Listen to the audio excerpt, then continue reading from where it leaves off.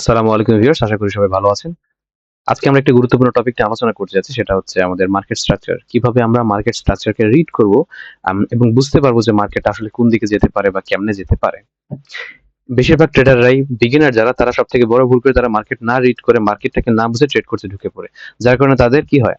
তারা যেই ফান্ড নিয়ে আসে সেই ফান্ড পুরোপুরি গায়েব হয়ে যায়। তাদের হয় স্টপ লস হিট করে নয় তাদের লিকুইড হয়ে যায়।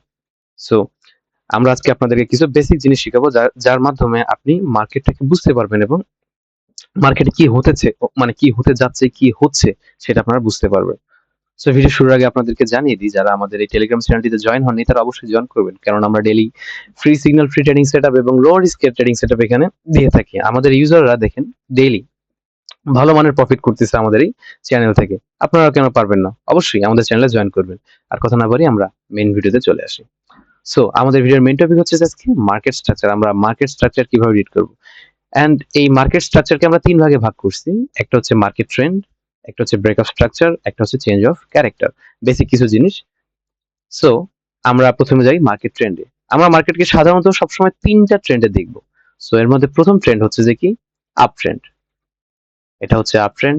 এরপরে হচ্ছে যে কি কনসলিডেশন, মার্কেট সাইড ওয়েতে ঘুর করবে, একই এরিয়াতে বারবার আসবে।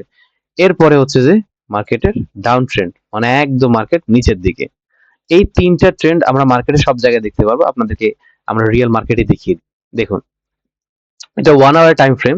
1 আওয়ার টাইম ফ্রেম আমরা 4 আওয়ার টাইম ফ্রেমে চলে যাই। দেখুন এখানে, এখানে দেখুন একটা আপ ট্রেন্ড, এখানে ছোট একটা কনসলিডেশন, আবার এখানে দেখবেন একটা আপ ট্রেন্ড, এখানে ছোট একটা কনসলিডেশন, আরেকটা আপ ট্রেন্ড, এবার ডাউন ট্রেন্ড, আরেকটা ডাউন ট্রেন্ড, আবার এইখানে এখানে দেখবেন ছোট্ট একটা আবার একটা up trend, up trend, up trend, up trend, down trend, ছোট্ট একটু কনসলিডেশন, ডাউন ট্রেন্ড, তারপর এই যে এখানে দেখুন, এখানে একটা কনসলিডেশন। আমরা মার্কেটের আরো ভিতরের দিকে যাই। এই যে দেখেন এখানে একটা, এই যে এখানে একটা কনসলিডেশন। মার্কেট যখন সাইড ওয়েজে যাবে এটা হচ্ছে কনসলিডেশন। এখানে আমাদের ট্রেড না নেওয়া উচিত, কারণ এখানে মার্কেট সবথেকে বেশি ম্যানিপুলেট হয়। কারণ তখন আমরা জানি না মার্কেট আসলে কোন দিকে যাবে। অ্যান্ড কিভাবে আপনারা বুঝবেন মার্কেটটা আসলে কোন ট্রেন্ডে আছে? আমরা মার্কেটে কি করব? বেশি কিছু না। আমরা প্রথমে চলে যাবো একদম হায়ার টাইম ফ্রেমে, ডেইলি টাইম ফ্রেমে। ডেইলি টাইম ফ্রেমে গিয়ে দেখবো আমাদের মার্কেটটা কি। এই যে এই একটা ক্যান্ডেল দেখছেন, এটা রিপ্রেজেন্ট করে আমাদের একটা ডে। আমাদের একটা ডে কে রিপ্রেজেন্ট করে ওই একদিনে এখন মার্কেটের কি অবস্থা। এর আগেরটাও একটা daily time frame. Daily time frame ওটাও রিপ্রেজেন্ট করে আসলে একদিন কি হচ্ছে। এখন আমরা দেখি এই ট্রেন্ডটা এই মার্কেটের ভিতরে যাই। আমরা এটাকে আগে একটু মার্ক করে রাখি।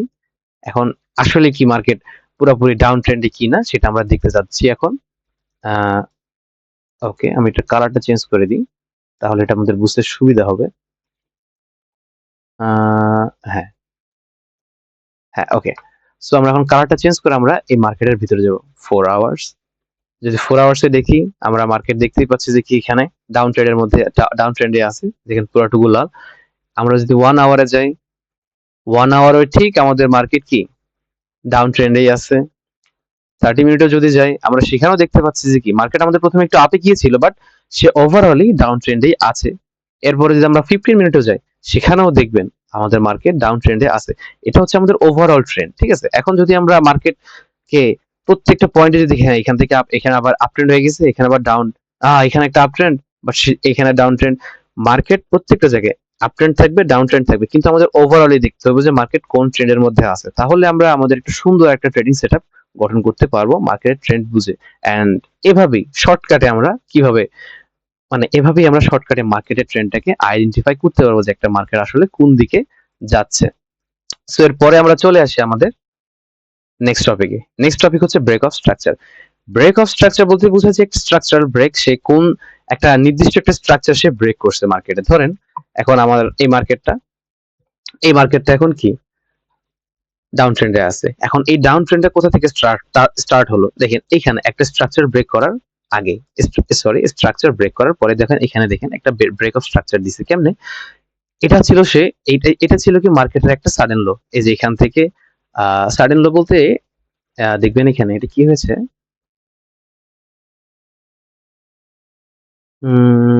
হ্যাঁ, এই যে এখানে দেখবেন এখানে কি, এখানে ডাউন ট্রেন্ড ছিল, ডাউন ট্রেন্ড থেকে আবার আপে, আবার থেকে আবার ডাউন, ডাউন থেকে আবার আপে।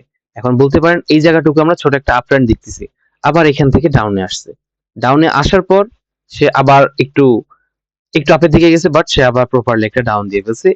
এই যে প্রিভিয়াস লো যেটা আছে এটাকে সে ব্রেক করে ফেলছে, যার কারণে এটাকে আমরা বলবো কি ব্রেক অফ স্ট্রাকচার। তার একটা স্ট্রাকচার ছিল, দেখেন আগের স্ট্রাকচার গুলো দেখেন, এটাকে কিন্তু এটা ব্রেক করে নাই এবং এটাকে কিন্তু এটা ব্রেক করে নাই, কিন্তু এইটাকে এটা ব্রেক করছে, যার কারণে এটাকে আমরা কি ধরবো কি ব্রেক অফ স্ট্রাকচার।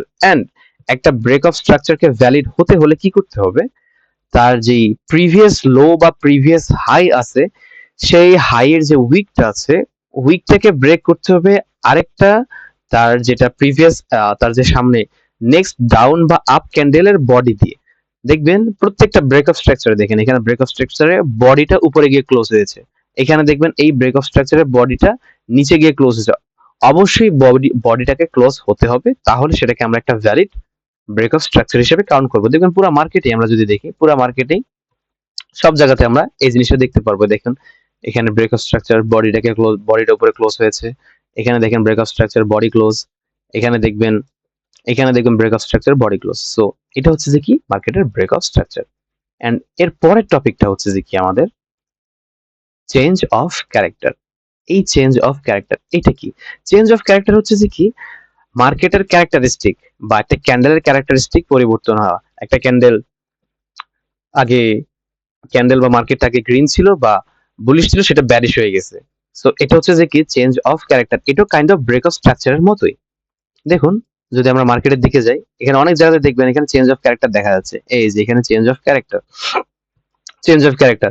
এটা গ্রিন ছিল, এখন এটা ছিল প্রিভিয়াস হাই এবং এই প্রিভিয়াস হাইটাকে সে ব্রেক করছে, মানে কি সে এখন আপ ট্রেন্ডের দিকে মুভ হচ্ছে। দেখুন এখানে আপ ট্রেন্ডের দিকে গেছে।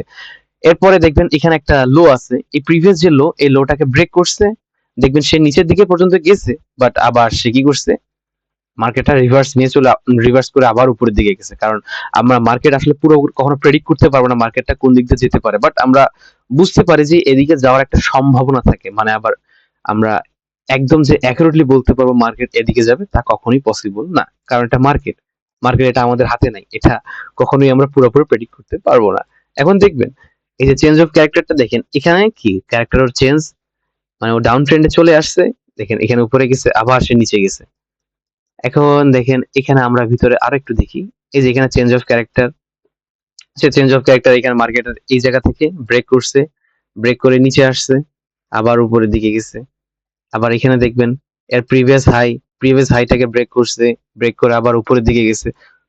এন্ড এভাবেই এটা হচ্ছে যে কি চেঞ্জ অফ ক্যারেক্টার, এভাবে মার্কেটের ক্যারেক্টারটা এইভাবে চেঞ্জ হয়। সো এটাই ছিল আমাদের বেসিক মার্কেট স্ট্রাকচারের টপিক। আমরা এটা নিয়ে একটা অ্যাডভান্স ভিডিও বানাবো।